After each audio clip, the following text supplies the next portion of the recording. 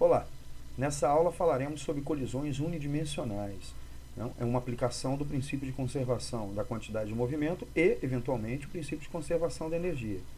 Bom, chamamos de colisões unidimensionais aquelas em que o movimento ocorre numa única direção. Imagine duas bolinhas se movendo ao longo de uma linha, elas colidem, interagem e continuam nessa mesma linha. Não há espalhamento, que seriam colisões bi- ou tridimensionais. Né? Então, nesse tipo de colisão, nós vamos analisar as etapas da colisão e vamos categorizar os tipos de colisão de acordo com a conservação da energia, se há dissipação ou se há conservação de energia na colisão. Né? Então, consideraremos o sistema isolado, apenas duas partículas interagindo entre si, né? A ausência de forças resultantes externas, ou seja, o sistema está isolado, então o primeiro passo para resolver um problema de colisão é a conservação da quantidade de movimento. Tá?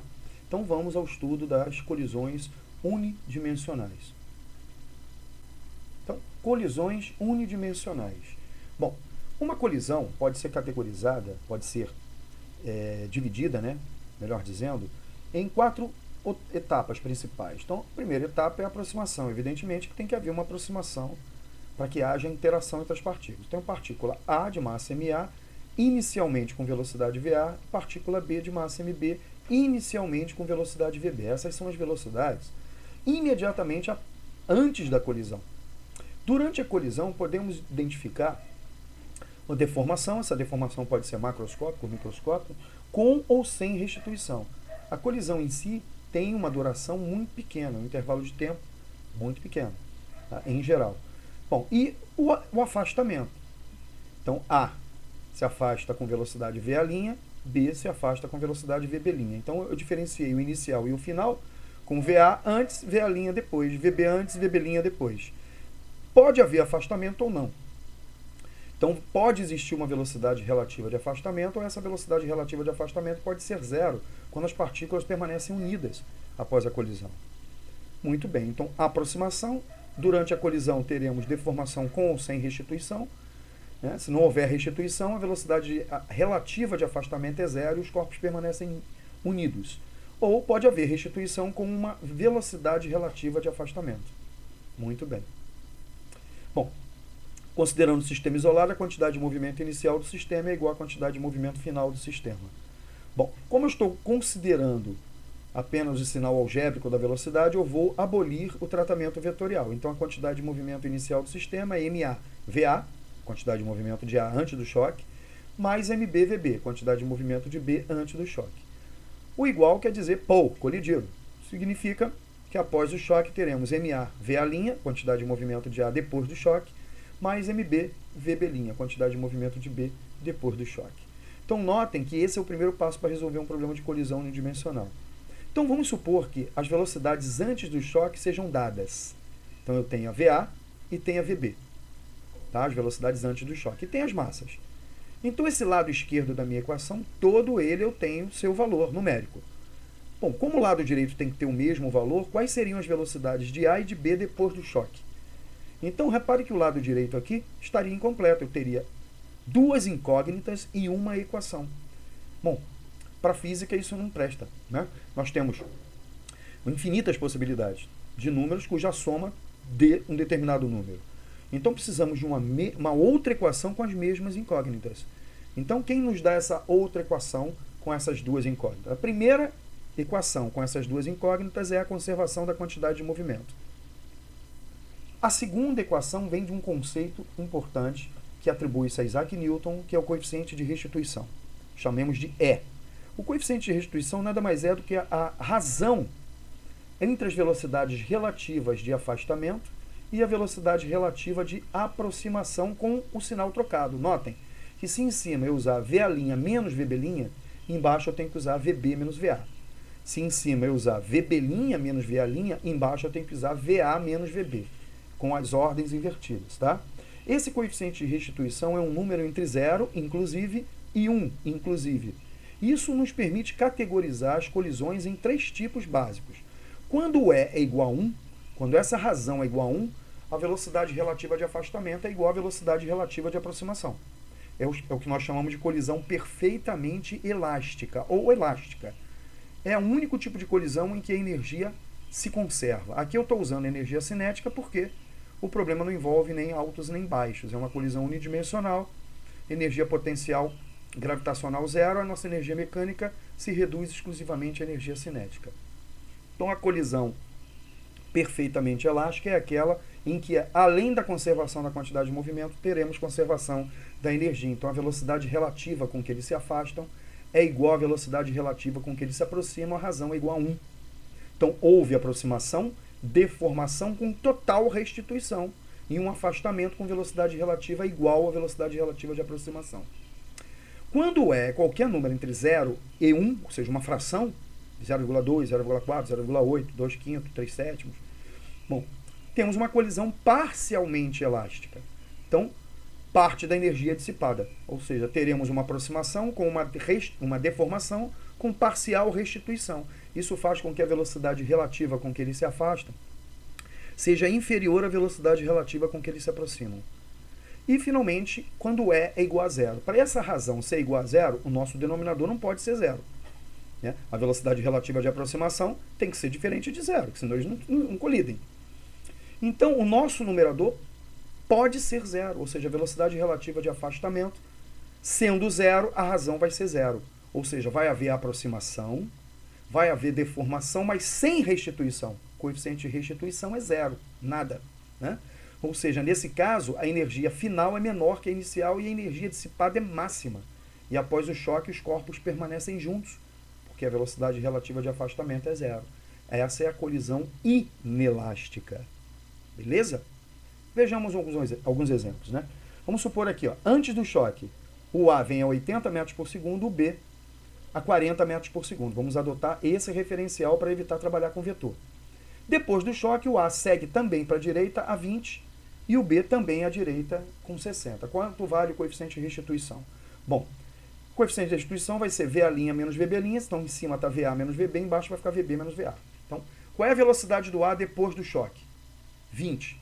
A favor da trajetória, mais 20. Então, 20. Menos, da fórmula, velocidade do B depois do choque, 60. Então, nosso numerador vai ficar 20 menos 60. Eles se afastam com uma velocidade relativa de 40 metros por segundo. Dividido por VB menos VA. Qual é a velocidade do B antes do choque? Mais 40. Menos, qual é a velocidade do A antes do choque? Mais 80. Então, 40 menos 80, menos 40. Menos com menos, menos 40 dividido por menos 40 vai dar 1. Temos uma colisão perfeitamente elástica. Então, aqui no gráfico, chamado gráfico de colisão, a velocidade do A era 80, constante. Após o choque, passou a valer 20 constante. A velocidade do A era 40 constante, do B, perdão, era 40 constante. Depois do choque, passou a ser 60 constante. Então, esse intervalo de tempo em que houve a variação das velocidades das partículas é muito pequeno. Por enquanto, não nos interessa. Então, temos aqui a velocidade de aproximação, velocidade relativa de aproximação igual à velocidade relativa de afastamento. Observem nessa simulação, de acordo com o que foi mostrado na aula. Né? O A tem uma velocidade de 80 metros por segundo e na frente o B, no mesmo sentido, com uma velocidade de 40 metros por segundo. Então, qual a velocidade, a diferença entre a velocidade do A e do B antes do choque? 80 menos 40, isso dá 40. Então, essa é a velocidade relativa de aproximação. Muito bem. Após o choque, o A segue a 20 e o B segue a 60. Então, qual a velocidade relativa de afastamento? Né? Como eu fiz VA menos VB no início, vou fazer VB menos VA. Então, 60 menos 20. Isso também dá 40. Então, 40 sobre 40, o nosso coeficiente de restituição vai ser a velocidade relativa de afastamento, que é 40, dividido pela velocidade relativa de aproximação. Então, antes do choque, nós temos VA menos VB, 80 menos 40, que dá 40. Depois do choque, nós temos VB menos VA, 60 menos 20, que também dá 40. Então, a velocidade relativa de afastamento é igual à velocidade relativa de aproximação. Isso dá um coeficiente de restituição igual a 1. Podemos perceber a simetria aqui no gráfico da velocidade. O vermelho é o A, o azul é o B. Né? E a velocidade relativa de afastamento sendo igual de aproximação, temos um choque perfeitamente elástico. Então, a aproximação, a deformação e total restituição. e o afastamento com a mesma velocidade relativa. Temos aí o exemplo de choque perfeitamente elástico. Beleza? Próximo exemplo. Partícula A vai para a direita a 40 metros por segundo, partícula B vem para a esquerda. Cuidado com o nosso referencial, 20 metros por segundo para a esquerda. Depois do choque, A segue para a direita a 10 e B segue para a direita a 30. Que tipo de colisão foi essa? Vamos lá. O coeficiente de restituição é VA' menos VB' dividido por VB menos VA. Qual é a velocidade de A'? Depois do choque? 10. A favor da trajetória mais 10. 10. Menos, qual é a velocidade do B depois do choque? VB'. Mais 30. Então, 10 menos 30, menos 20. Sobre qual é a velocidade do B antes do choque? 20 contra a trajetória, menos 20. Então, velocidade do B é menos 20. Menos velocidade do A antes do choque, mais 40. Menos 20, menos mais 40, menos 20, menos 40. Então, teremos menos 20 sobre menos 60, que dá 1/3. Temos uma colisão parcialmente elástica. Ou seja, a velocidade relativa de aproximação é maior, né, ela vale 60, do que a velocidade relativa de afastamento, que é 20. Né? Então, 20 sobre 60 dá 1/3.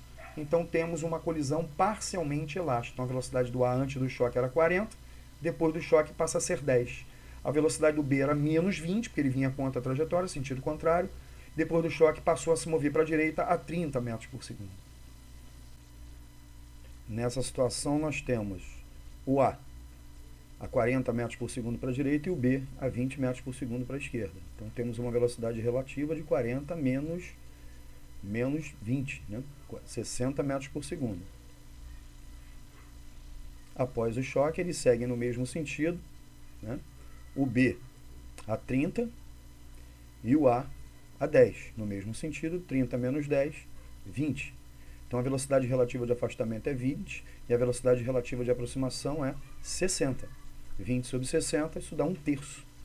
Então, nosso coeficiente de restituição vale 1/3. Temos uma colisão parcialmente elástica. Beleza? Terceiro exemplo, terceiro tipo de colisão. A se move para a direita a 80, B se move para a direita a 40. Depois do choque, os dois se movem juntos a 60.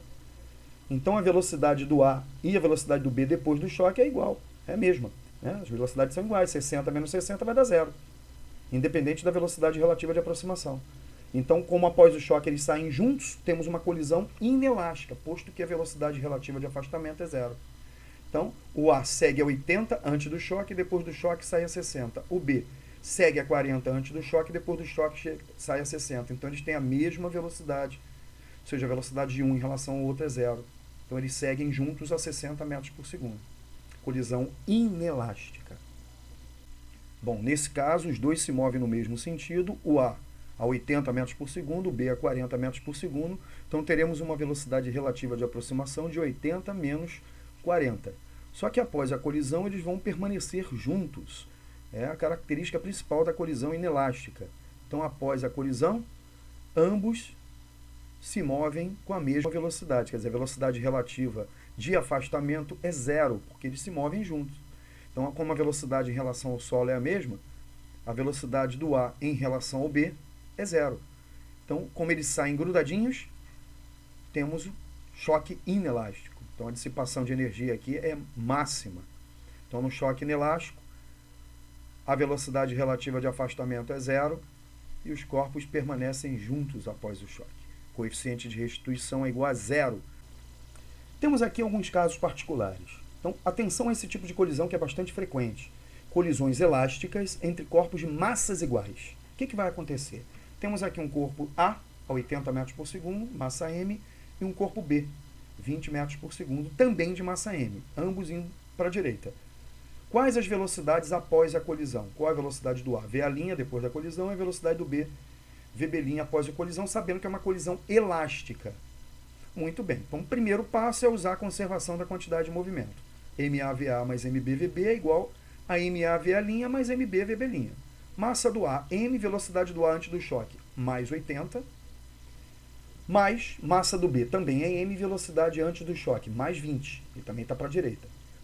Depois do choque, A com massa M, com velocidade VA', B com massa M, velocidade VB'. Eu não sei nem VA' nem VB', quero descobrir. Então, como é que fica o nosso? Dividindo tudo por M aqui, ó. Teremos 80 mais 20, 100. VA' mais VB'. Então, VA' mais VB' igual a 100. Essa é a nossa primeira equação. Uma equação com duas incógnitas. Quem é que vai me dar a segunda equação com as mesmas incógnitas? O coeficiente de restituição. Como a colisão é elástica, eu já sei que ele vale 1. Então, quem é o E? Ele vale 1, mas quem é o E? VA' menos VB' sobre VB menos VA. Quem é VA'? Não sei. Menos. Quem é VB'? Não sei.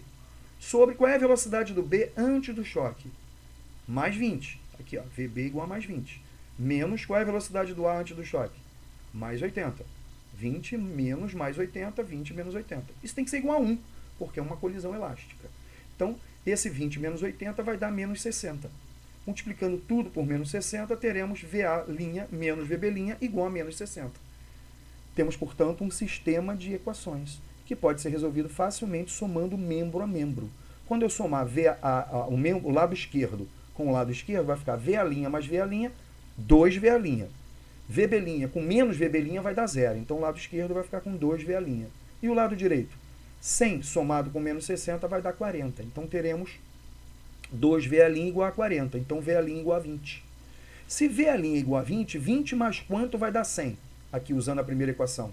20 mais quanto dá 100? Ou 20 menos quanto dá menos 60? Só pode ser 80. Então, o que acontece? Depois do choque, o A segue para a direita, porque é positivo, né? Com 20, e o B segue para a direita com 80. Ou seja, eles trocaram de velocidades. Então, repara que o A antes do choque tem 80 para a direita e o B tem 20 para a direita. Depois do choque, o A tem 20 para a direita e o B 80 para a direita. Então, esses camaradas trocam de velocidade quando nós temos colisões elásticas entre corpos de massas iguais. Isso sempre vai acontecer. Um exemplo clássico é se o B estivesse parado e o A vindo 80. Se o A vem a 80 e o B tem velocidade 0, e eles têm massas iguais, se a colisão for elástica, inevitavelmente o que vai acontecer? O A vai parar e o B vai seguir com a velocidade que o A tinha, 80 metros por segundo. Então, em colisões elásticas entre corpos de massas iguais, eles trocam de velocidades. Beleza? Nessa situação, temos um choque elástico entre partículas de massas iguais.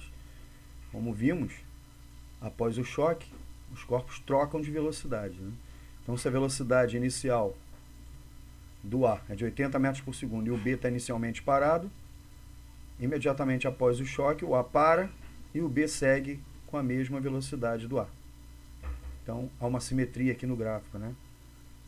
Antes e depois, né? Eles trocam de velocidade. Então, essa é uma característica da colisão elástica entre corpos de massas iguais. Beleza? Segunda situação de destaque. Colisões inelásticas entre corpos de massas iguais, nas quais um dos corpos está em repouso. Então, o A vem a 80, massa M. O B está parado, massa M. Se eles saírem juntos, colisão inelástica, qual a velocidade com que eles se deslocam? Né? Qual é a velocidade dos dois imediatamente após o choque? Então, conservação da quantidade de movimento. Eu não preciso nem do coeficiente de restituição, que eu já sei que ele é 0. Eu já sei o que vai acontecer no final. Eles saem juntos como se fosse um corpo só. Então, vai ser MAVA inicial mais MBVB inicial é igual a quantidade de movimento final é MA mais MB, como se fosse um corpo só, vezes a velocidade única dos dois, V. Então, qual é a massa do A? M, qual é a velocidade do A antes do choque? Mais 80. Mais massa do B, M, velocidade do B antes do choque, 0. Isso é igual a M mais M vezes V. Então, teremos 80M igual a 2MV. O M cancela com M, 2V igual a 80, então V igual a 40 metros por segundo. Ou seja, eles se movem juntos com metade da velocidade do corpo que se movia antes da colisão. Então, se o A chega a 80, depois da colisão, os dois saem juntos a 40. Se o A chega a 100, os dois saem juntos a 50, e assim por diante. Tá? Notem que se o B estivesse se movendo, né, no mesmo sentido, teremos a diferença das velocidades dividido por 2, e em sentidos opostos, teremos a soma das velocidades dividido por 2. E se um deles estiver parado, é a velocidade daquele que se move dividido por 2. Essa é a velocidade final do conjunto. Ok? Nesse caso, temos uma colisão entre massas iguais e uma colisão inelástica. Só que um deles está parado. Então, o que vai acontecer após a colisão? Os dois saem com a metade da velocidade daquele que estava se movendo, ou seja, o A. O A vem a 80, o B está parado. Após a colisão, eles saem juntos com metade da velocidade que o A tinha, ou seja, 40 metros por segundo. Beleza? Então, isso é uma colisão inelástica entre corpos de massas iguais, em que um deles está parado. Então, eles saem, depois da colisão, com metade da velocidade daquele que estava em movimento. Beleza? Muito bem. Uma outra aplicação é uma colisão unidimensional entre uma massa m e o solo, fixo, claro. Então, se você soltar essa massa m de uma certa altura Hzão, imediatamente antes de colidir, ele chega ali embaixo com uma velocidade VI. Se eu desprezar a resistência do ar, eu posso usar a conservação da energia, ou seja, a energia potencial gravitacional mgh, Hzão, é igual à energia cinética imediatamente antes de chegar ao solo. mvi ao quadrado sobre 2. Cancelando os m's, teremos que VI, a velocidade da massinha imediatamente antes de colidir com o solo, é raiz de 2g Hzão. Aí ela sobe, né, com a velocidade imediatamente após o choque, o chão aplica uma força em sentido contrário, então Vf seria a velocidade imediatamente após o choque. Então, ela vai atingir uma altura máxima Hzinho.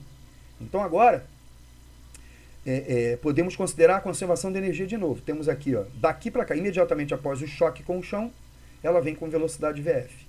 Então, a energia cinética inicial, imediatamente após o choque, vai ser igual à energia potencial gravitacional final. Mais uma vez, teremos que mgh vai ser mvf ao quadrado sobre 2. Cancelando as massas, a velocidade final, que é a velocidade imediatamente após o choque com o solo, vai ser raiz de 2gh. Muito bem, o coeficiente de restituição é a velocidade relativa de afastamento depois do choque com a velocidade relativa de aproximação antes do choque. Como a parede, o solo, o chão, no caso, né, está em repouso, a velocidade relativa dos dois é a velocidade da partícula. Então, VI é a velocidade da partícula imediatamente antes do choque, a relativa é a própria velocidade da partícula, e VF é a velocidade imediatamente após o choque. Então, o coeficiente de restituição vai ser o módulo de VF após o choque, dividido pelo módulo de VI antes do choque. Então, quem é o módulo de VF antes do choque, depois do choque? Raiz de 2gh, dividido pelo módulo da velocidade imediatamente antes do choque, que é o módulo de VI, que é raiz de 2gh. Raiz de 2gh dividido por raiz de 2gh é a raiz de 2gh sobre 2gh. Então, 2g cancela com 2g, o E é igual a raiz de h sobre h. Repara que isso independe do G, o resultado seria o mesmo em qualquer planeta, por exemplo, no sistema solar, né? O resultado seria o mesmo. Então, se tivermos um choque perfeitamente elástico, se o E for igual a 1, o h é igual a h, ou seja, você vai soltar a bola de uma altura h, ela vai bater no chão e vai voltar à mesma altura, h vai ser igual a h. Se o choque for parcialmente elástico, o E é uma fração, então h é menor que h, ele vai atingir uma altura máxima menor do que a inicial. E se o choque for inelástico, por exemplo, se você soltar uma massinha de modelar, né? Ou seja, a velocidade relativa de afastamento é zero, ou seja, a massinha vai bater no chão e vai ficar. O h é zero e o E vai ser igual a zero. Tá? Então, E vai ser dada a raiz quadrada da altura final comparada com a altura inicial. Então, esse seria o coeficiente de restituição no choque entre uma determinada partícula e um solo fixo, né? Evidentemente. Beleza? Beleza, com isso terminamos o assunto conservação da quantidade de movimento com aplicação envolvendo colisões unidimensionais. Ok? Bom, um abraço e até a próxima aula.